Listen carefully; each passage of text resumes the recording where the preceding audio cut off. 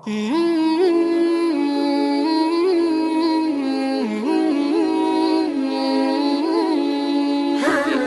الله الرحمن الرحیم.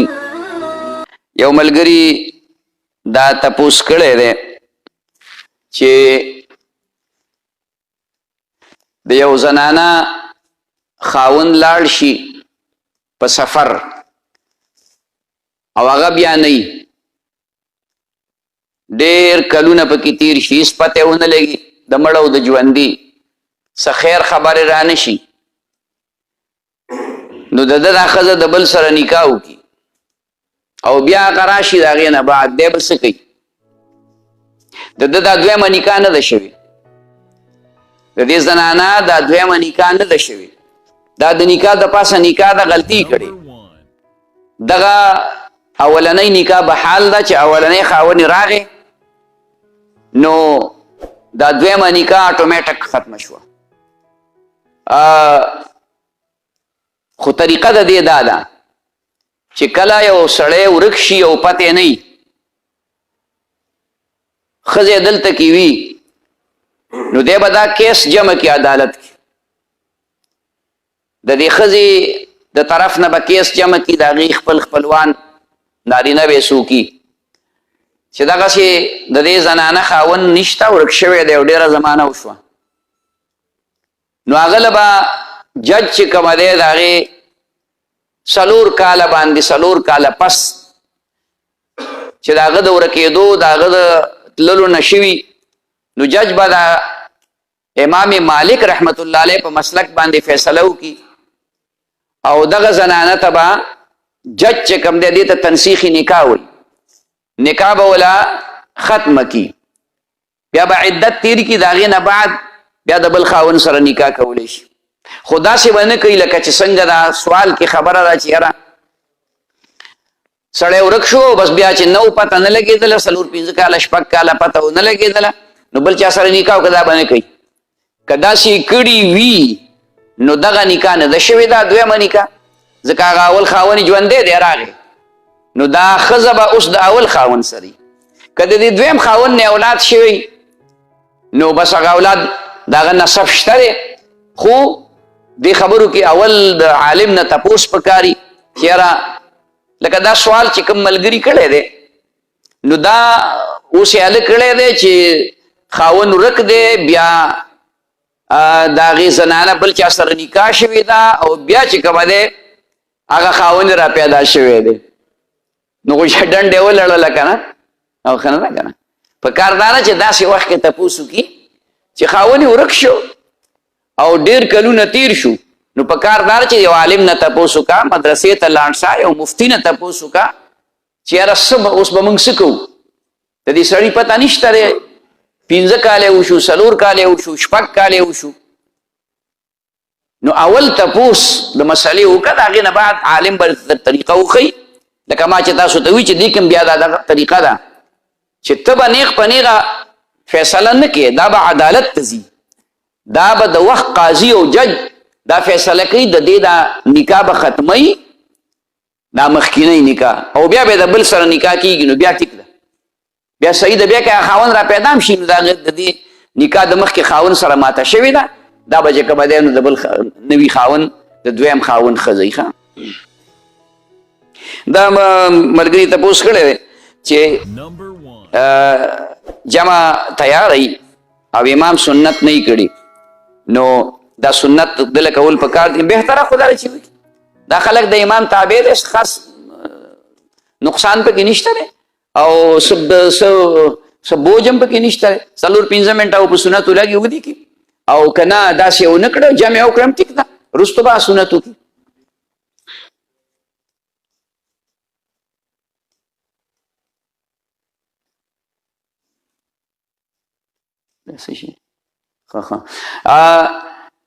د بینک ملازم پسې جمع کیږي او دا کافر نه دی، دا مسلمان دی. د بینک مطلب د دې مقصد دا دی چې یعنې دی د سود په معامله کې دی، نو د سود ډېر لوی جرم دی په خپل ځای، خبره ټیک ده، خو مونږ دروغ هم وایو، ټول زبرګان نه یو، مونږ چغلي هم کوو، غیبت هم کوو، هغه هم لویه ګناه ده. خیال کې نو مستقل امام به سړی هغه سړی جوړي چې هغه د شریعت مطابق وي، د هغه ظاهر د شریعت مطابق وي، سر نخبو پر د سنتو مطابق وي، او ظاهر پکې داسې یو عمل نه چې د هغې په وجه هغه متهم بدنام ګڼلی کېږي. نور موږ ټول ګناهګار یو، نو داسې سړی به مستقل امام کوي. یو مونځ نیم حدیث شریف کې راغلي چې هر نیک او بد پسې کېږي. لکه اوس یو جماعت دی او خلک جمع دی په یو ځای کې، 4 5 6 کسان دي، 10 کسان دي، جمع به نه قضا کوي. اوس هغې کې غټو غټو ګیرو والا شته، خو هغې له قرائت نه ورځي، قرآن نه ورځي، او ګیره خریلی پکې دی خو هغه له قرآن ورځي. هغه چې کومې مسالو باندې پوهه دی، د مانځه په مسلو پوهه دی، په دې مونځ جوړېږي، په دې مونځ ماتېږي، نو هغه ګیره خریلی مخکې کا.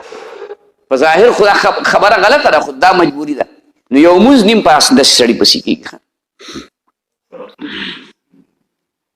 د بیعت تجدید څه مطلب؟ دا مطلب دی چې مخکې یو سړي بیعت کړی وي او هغه بیا د هغه مرشد د چا نه چې بیعت کړی وي هغه وفات شي، نو د ده د اسباق دا وظایف نیمګړي پاتې، نو د هغه د وفات نه بعد دی چې د بل پیر نه د بل مرشد نه بیعت کوي، دی ته تجدید د بیعت نوی کول تازه کول.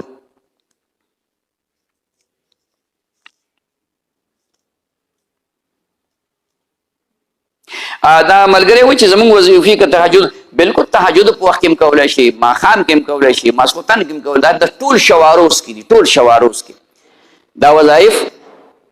دا چې ټول شواروز کې د سهار نه تر سبا سهاره پورې، د سهار نه تر سبا سهاره پورې، شپه هم پکې راغله ورځ هم پکې راغله. ښه دا ملګری وایي چې خوب مې لیدلی چې ما د خولې نه ویښته راوځي، نو د دې مقصد دا دی، دې سره مې زړه سپک شي، دې مقصد دا دی چې د ګناهونو نه توبه کول پکار دي. کوم ګناهونه سړي کړي د هغې نه توبه پکار ده، او نیک اعمال پکار دي، د هغې په وجه زړه ته اطمینان، زړه سپکېدل، زړه ته اطمینان میلاوېدل دي.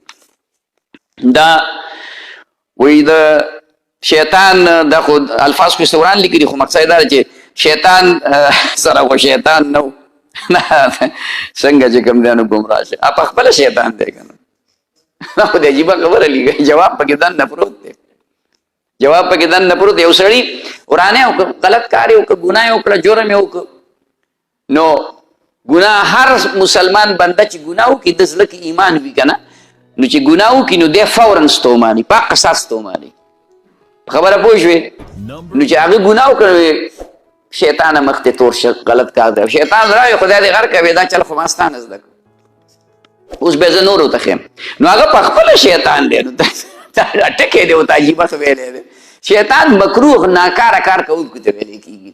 نو دا شیطان په خپله دی که نه، نو هغه ته د شیطان څه ضرورت دی؟ جرابو باندې مسه، جرابو باندې مسه نه کېږي، د څرمنې په موضوع باندې، چمړې په موضوع باندې مسه کېږي، دا نورې خبرې چې کوم دی نو خوشي دي. د جایز مقصد دپاره، مراد دپاره د عامل نه تعویض کول او جایز دی. تعویض چې کوم دی نو ثابت دی، شته دی، کولی شي، وظیفه چې کوم دی اخیستی شي، څه تعویض وي، خو جایز داسې تعویض به وي چې هغې کې د قرآن آیت وي،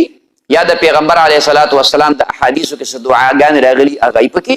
یا د نیکانو بزرګانو اولیاو ائمو مجتهدینو د هغې څه مجربات وي، نو دغه کولی شي. او دین علاوه دا منتری کوډې وغیره هغه بعضې ژبو کې داسې دي چې په نورو ژبو کې د هغې موږ ته پته نه وي چې د دې معنا به څه او دا څه شی دی، نو هغه دم او تعویض پکار ده چې کوم قرآن او حدیث کې بیا خیر دی. دا ملګري لیکلي مولانا صاحب بیان کې ویلي دي چې د زیارت په ورځ باندې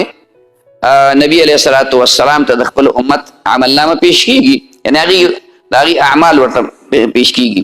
او همدغه شان د بچو خپل مور پلار ته هم عملنامه پیش کېږي. د دې لږ دا خو ما ته نه ده معلومه چې مور پلار ته پیش کېږي، مور پلار ته هغه پیش کېږي چې دی داسې عمل وکړي چې هغې ته وبخي. صورت یاسین یې ووایي مور پلار ته یې وبخه، نو مور پلار یې وفات کړي، نو دا ورته رسي، دا ورته پته هم لګي چې دا فلاني کړي دي، فرشتې ورته دغه وایي. خو دا چې مستقل دغه پیش کېږي، نو مور پلار سره د عمل څه دغه نشته، چې ګینې یاره عمل ښه وکړه که بد یې وکړو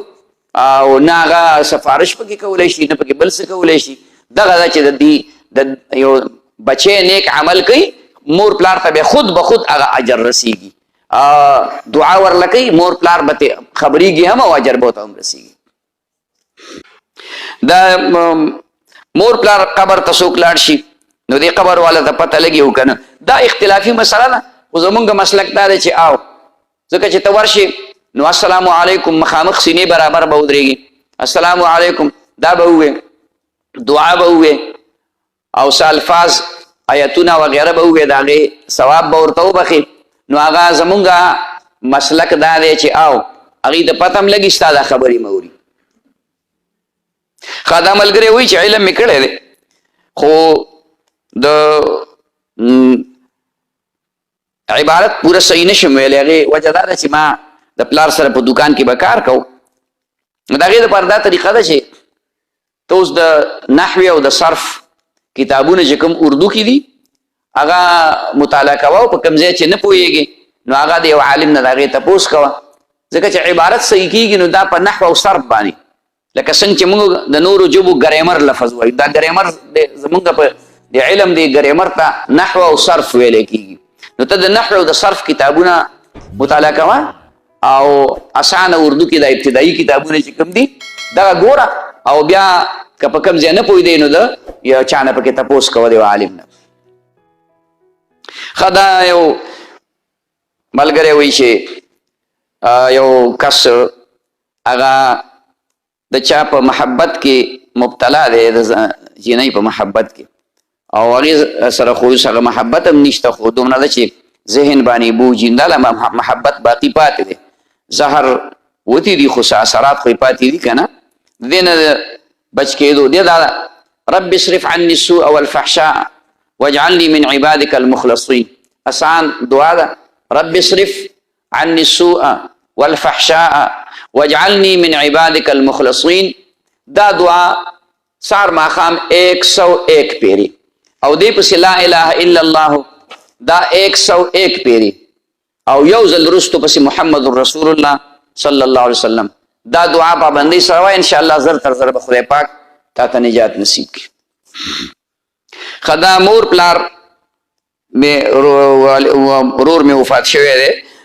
دا می خواهی په خوب کې وینم دې لپاره ډېر قبر ته ورځه هلته الحمد قل هو وایه کم از کم 2 پیرې سورت اخلاص وایه او سورت یاسین تبارک الذی وایه څومره چې ته ایصال ثواب کې دومره به انشاءالله چې د هغې خوشحالیږي تا ته به چې کوم دی نو انشاءالله دغه کوي په خوب کې به الله راولي. دا خو اوږده خبره ده مونځ کې واجبات کم دي دې دپاره مستقل دا سبق ویل غواړي په دې وخت کې چې زه تا ته یو واجب وایم 10 واجبات دي نو کم به ته زده کړې یو هم نشي زده کولی کلي کې به د عالمي د هغه نه شروع وکړه او روزانه ته یو 2 او 3 زده کوه ځکه چې واجب په مانځه کې کم سړي نه پاتې شي. لکه مثال په طور التحیاتو دا کېناستل واجب دي التحیاتو ویل دا چې کوم دی نو واجب دي نو د دې په پرې پاتې کېدو باندې د سجده سهو لازمیږي. نو دا یو دوه نه دي چې دې وخت کې زه بیان کوم او نه دا د سوال دغه بلکې تاسو دا کوشش وکئ چې خپل کلي کې عالم نه دا زده کوي کتابونو کې چې کوم دی نو اردو کتابونه هم دې دپاره شته. اوبه یو څیز باطلو کې دا ښه کار نه دی چا سره نیکي وکړي که اوبه دې پې وڅښې ډوډۍ دې پې وخوړه نقد دې ورکړي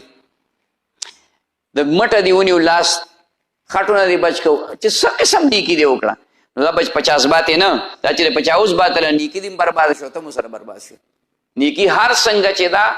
هغه نیکي د خدای پاک په لې خیر نصیب کوي نو دا په چا باندې باطل نه دي پکار. نو دې خبرو خیال ساتئ. دا یو سوال بل چا دوباره کړی به 13 جمعه مې دا سوال شوی چې یو مقتدي د امام سره ورانه ده نو په دې امام پسې د لمونځ کېږي که نه کېږي چې ورانه ده لمونځ پرې څنګه کېږي بس مختصره خبره ورانه ده ورسره که نه خو دا امام ورته ښه نه ښکاري که نه ځکه خو پسې دغه دی ورانه ده ورانه کړې ورسره په څه وجه ده خو دا سړی ورته ښه نه ښکاري نو چې ښه نه ښکاري مطلب چې دی ورته سپک نظر باندې سپک نظر ګوري نو لہذا مونځ پسې نه کېږي اصلي ځان نه کړی کور کې دې مونځ کوي ځان له دې مونځ کوي خو نه ده روغه دي کې ورسره که نه څه پلار خو بیا ولا نه وي وجلی خو چې ته حق خبره به یې کړي په ممبر باندې بس چې کومه دی نورانه کړې ده زمونږ خو دا طریقه زمونږ خو د ایمان د چې خفه کېږو نو څه پوله پټی مو شریک نه یو سره خو دغه ده تا ملا راوستی او زه م ورپسې مونځ کوم چې زما اوس تا ورانه شي به زه ستا په ملا پسې مونځ نه کوم دا زمونږ په پښتنو کې دا طریقه ده که نه ده ستا په ملا پسې مونځ نه کوم هلکه دا د هغه ملا نه دی دا د قرآن عالم دی د حدیثو عالم دی ته د هغه مرتبې ته دې سړي ته مه ګوره چې د راوستی او د سره ستا ورانه شو د سره دې ورانه شو خو دی د مرۍ نه ونیسه که نه ملا سره خبره پوه شي په تا مې وس نه کېږي مړ به دې پلار کړم په تا مې وس نه کېږي مړ به دې پلار کړم اوس ورانه دې د دې سړي سره ده او مونځ په ملا پسې نه کوې زمونږ دغه خفګان دي د ملا سره نو دا خو بلا وجې خفګان دی د دې سړي خو د سره چې کوم دی نو دې ملا طرف ته راتلل هم ګناه ده پاتې لا مونځ کېدل اډو مونځ پسې کېږي نه د ده مونځ اډو کېږي نه که دی پسې مونځ کوي هسې ډغرې وایي ځان ستړی کوي الله دې مونږ ته عمل نصیب